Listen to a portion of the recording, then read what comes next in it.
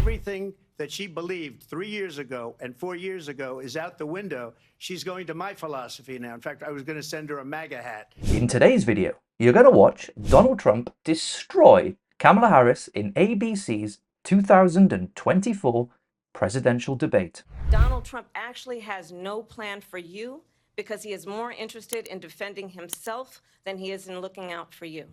She doesn't have a plan. She copied Biden's plan, and it's like 4 sentences, like run, spot, run.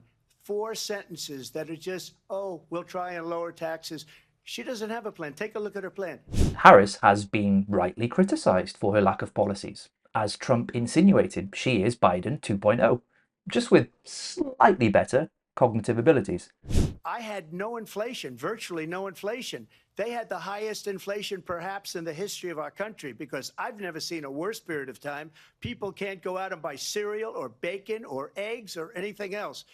The people of our country are absolutely dying with what they've done. They've destroyed the economy. And all you have to do is look at a poll. The polls say 80 and 85 and even 90% that the Trump economy was great, that their economy was terrible. This is a valid point by Trump. If inflation is so bad under the current Biden-Harris administration, what makes us think Harris is going to change anything?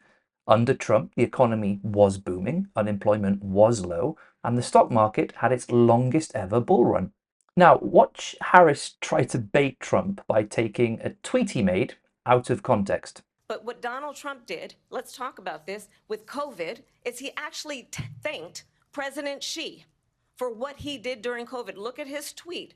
Thank you, President Xi, exclamation point, when we know that Xi was responsible for lacking and not giving us transparency about the origins of COVID. Now let's see how Trump responds. Because she has no policy. Everything that she believed 3 years ago and 4 years ago is out the window. She's going to my philosophy now. In fact, I was going to send her a MAGA hat. She's gone to my philosophy. But if she ever got elected, she'd change it.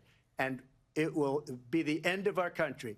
She's a Marxist. Everybody knows she's a Marxist. Her father's a Marxist professor in economics, and he taught her well. But when you look at what she's done to our country, and when you look at these millions and millions of people that are pouring into our country monthly, where it's, I believe, 21 million people, not the 15 that people say, and I think it's a lot higher than the 21. That's bigger than New York State pouring in. And just look at what they're doing to our country. They're criminals. Many of these people coming in are criminals. And that's bad for our economy, too. You know, you mentioned before, we'll talk about immigration later. Well, bad immigration is the worst thing that can happen to our economy. They have, and she has, destroyed our country with policy that's insane. Almost policy that you'd say they have to hate our country. I think Trump should send her a MAGA hat. After all, Biden has one. And he's right. Illegal immigration has increased under their administration. Later in the debate, Kamala Harris tries to get under Trump's skin. And I'm going to actually do something really unusual, and I'm going to invite you to attend one of Donald Trump's rallies, because it's a really interesting thing to watch. You will see during the course of his rallies, he talks about fictional characters like Hannibal Lecter. He will talk about windmills cause cancer. And what you will also notice is that people start leaving his rallies early out of exhaustion and boredom. And I will tell you, the one thing you will not hear him talk about is you. You will not hear him talk about your needs, your dreams, and your desires. And I'll tell you, I believe you deserve a president who actually puts you first, and I pledge to you that I will. This is typical of the Democrats. They can't criticize Trump on his policies, so they have to resort to personal attacks. Let's see how Trump reacts. People don't go to her rallies. There's no reason to go. And the people that do go, she's bussing them in and paying them to be there, and then showing them in a different light. So she can't talk about that. People don't leave my rallies. We have the biggest rallies, the most incredible rallies in the history of politics. There have been many reports of Harris bringing busloads of people in to attend her rallies. There's a link to videos of this in the description. Now watch Harris try to bait Trump by saying comments his former staff have said about him. If you want to really know the inside track on who the former president is, if he didn't make it clear already, just ask people who have worked with him. His former chief of staff, a 4-star general, has said he has contempt for the Constitution of the United States. His former national security advisor has said he is dangerous and unfit. His former Secretary of Defense has said the nation, the Republic, would never survive another Trump term. See, I'm a different kind of a person. I fired most of those people. Not so graciously. They did bad things or a bad job. I fired them. They never fired one person. They didn't fire anybody having to do with Afghanistan and the Taliban and the 13 people whose were just killed, viciously and violently killed. And I got to know the parents and the family. They didn't fire. They should have fired all those generals, all those top people, because that was one of the most incompetently handled situations anybody has ever seen. So when somebody does a bad job, I fire him. And you take a guy like Esper, he was no good, I fired him, so he writes a book. Another one writes a book, because with me they can write books, with nobody else can they? But they have done such a poor job, and they never fire anybody. Look at the economy. Look at the inflation. They didn't fire any of their economists. They have the same people. That's a good way not to have books written about you. But just to finish, I got more votes than any Republican in history by far. As Trump rightly says, these are people he has fired. For example, his former National Security Advisor, H.R. McMaster. Next, Trump talks about the increased levels of crime the United States has witnessed during the Biden-Harris administration. They allowed criminals, many millions of criminals. They allowed terrorists. They allowed common street criminals. They allowed people to come in, drug dealers, to come into our country. And they're now in the United States and told by their countries like Venezuela, don't ever come back or we're going to kill you. Do you know that crime in Venezuela and crime in countries all over the world is way down? You know why? Because they've taken their criminals off the street and they've given them to her to put into our country.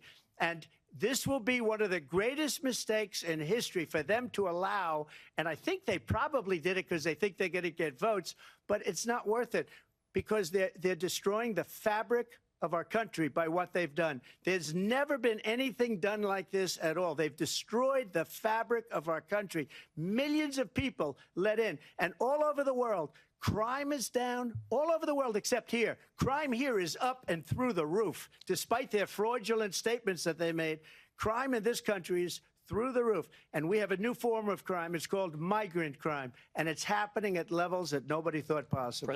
Crime is indeed up in the US, and it has decreased in countries like Venezuela. Next, Harris accuses Trump of being a threat to democracy in the US. Understand, this is someone who has openly said he would terminate, I'm quoting, terminate the Constitution of the United States. I probably took a bullet to the head because of the things that they say about me. They talk about democracy. I'm a threat to democracy. They're the threat to democracy with a fake Russia investigation that went nowhere. Trump is right. The Russian investigation was a nothing burger. Once again, Harris makes a personal attack on Trump. I grew up a middle-class kid raised by a hardworking mother who worked and saved and was able to buy our first home when I was a teenager. The values I bring to the importance of home ownership, knowing not everybody got handed $400 million on a silver platter and then filed bankruptcy 6 times. So I wasn't given $400 million. I wish I was. My father was a Brooklyn builder, Brooklyn, Queens, and a great father, and I learned a lot from him. But I was given a fraction of that, a tiny fraction, and I built it into many billions of dollars, many billions. And when people see it, they are even surprised. Despite what claims Harris or anyone makes, you can't deny Trump is a very successful businessman. In the next clip, Trump starts fighting fire with fire, and he starts making personal attacks at Harris. What about all the people that are pouring into our country and killing people that she allowed to pour in? She was the border czar, remember that. She was the border czar. She doesn't want to be called the border czar because she's embarrassed by the border. In fact, she said at the beginning, oh, I'm surprised you're not talking about the border yet. That's because she knows what a bad job they've done. Not only has Kamala done a bad job with the border, she also plans to reward criminals by granting illegal immigrants citizenship. Next, Kamala Harris tries to gaslight Trump about the Charlottesville riots and when he said the word bloodbath. Let's remember Charlottesville, where there was a mob of people carrying tiki torches, spewing anti-Semitic hate. And what did the president then at the time say? there were fine people on each side. Donald Trump, the candidate, has said in this election there will be a bloodbath if this and the outcome of this election is not to his liking. It was a different term, and it was a term that related to energy because they have destroyed our energy business. That was where bloodbath was. Also, on Charlottesville, that story has been, as you would say, debunked. Laura Ingraham, Sean Hannity, Jesse, all of these people, they covered it. If they go an extra sentence, they will see it was perfect. It was debunked in almost every newspaper, but they still bring it up. I wouldn't trust fact checkers like Snopes to tell me the time, but even they have debunked his Charlottesville comments. And Trump has used the term bloodbath before, yet not in relation to violence like Kamala Harris tries to insinuate. In this next clip, Trump humiliates Harris and her claims about democracy. You talk about a threat to democracy. He got 14 million votes and they threw him out of office. And you know what? I'll give you a little secret. He hates her. He can't stand her. But he got 14 million votes. They threw him out. She got 0 votes. And when she ran, she was the first one to leave because she failed. And now she's running. I don't understand it, but I'm okay with it because your time is I think up. we're going to do very well. With Biden recently wearing a MAGA hat, has he switched allegiances? Or is he just confused and has forgotten what side he's on? In the next clip, Kamala Harris tries to discredit Trump by saying he's friends with dictators. It is well known that he admires dictators, wants to be a dictator on day one, according to himself. It is well known that he said of Putin that he can do whatever the hell he wants and go into Ukraine. It is well known that he said when Russia went into Ukraine, it was brilliant. It is well known he exchanged love letters with Kim Jong-un. Putin endorsed her last week, said, I hope she wins. And I think he meant it because what he's gotten away with is absolutely incredible. It wouldn't have happened with me. The leaders of other countries think that they're weak and incompetent, and they are. They're grossly incompetent. And I just ask one question. Why does Biden go in and kill the Keystone Pipeline and approve the single biggest deal that Russia's ever made, Nord Stream 2, the biggest pipeline anywhere in the world going to Germany and all over Europe? Because they're weak and they're ineffective. And Biden, by the way, President gets paid Trump, a lot of money. As Trump claims, Putin has endorsed Kamala Harris in the presidential elections. More importantly, he brings up Biden and his son Hunter's dodgy dealings. Then, Kamala Harris tries to say the war will escalate if Trump is president. If Donald Trump were president, Putin would be sitting in Kyiv right now. And understand what that would mean, because Putin's agenda is not just about Ukraine. Understand why the European allies and our NATO allies are so thankful that you are no longer president and that we understand the importance of the greatest military alliance the world has ever known, which is NATO, and what we have done to preserve the ability of Zelensky and the Ukrainians to fight for their independence. Otherwise, Putin would be sitting in Kyiv with his eyes on the rest of Europe. They sent her in to negotiate with Zelensky and Putin, and she did. And the war started 3 days later. And that's the kind of talent we have with her. She's worse than Biden. In my opinion, I think he's the worst president in the history of our country. She goes down as the worst vice president in the history of our country. But let me tell you something. She is a horrible negotiator. They sent her in to negotiate. As soon as they left, Putin did the invasion.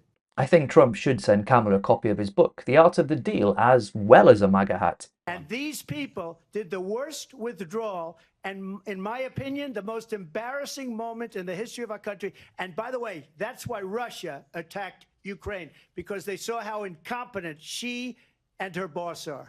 I think we can all agree the withdrawal was an embarrassment. Biden left billions of dollars worth of military equipment behind. In this next clip, Kamala once again resorts to personal attacks.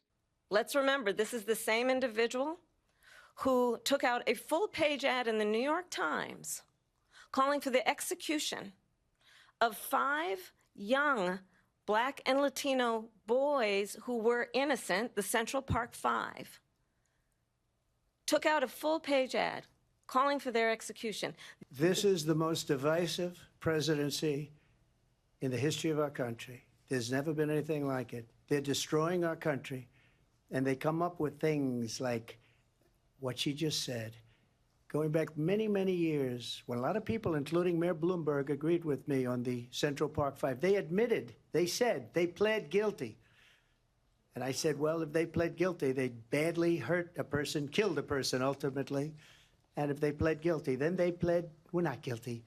But this is a person that has to stretch back years, 40, 50 years ago, because there's nothing now.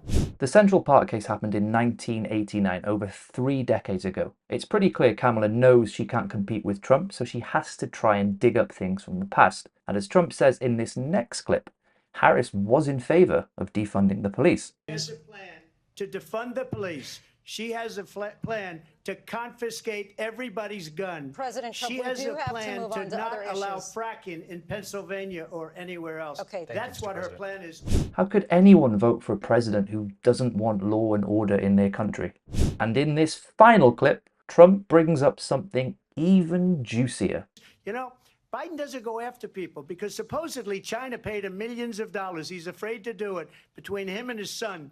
They get all this money from Ukraine. They get all this money from all of these different countries. And then you wonder, why is he so loyal to this one, that one, Ukraine, China? Why is he? Why did he get $3.5 million from the mayor of Moscow's wife? Why did she pay him $3.5 million? This is a crooked administration, and they're selling our country down the tubes. If you like this video, then please like and subscribe.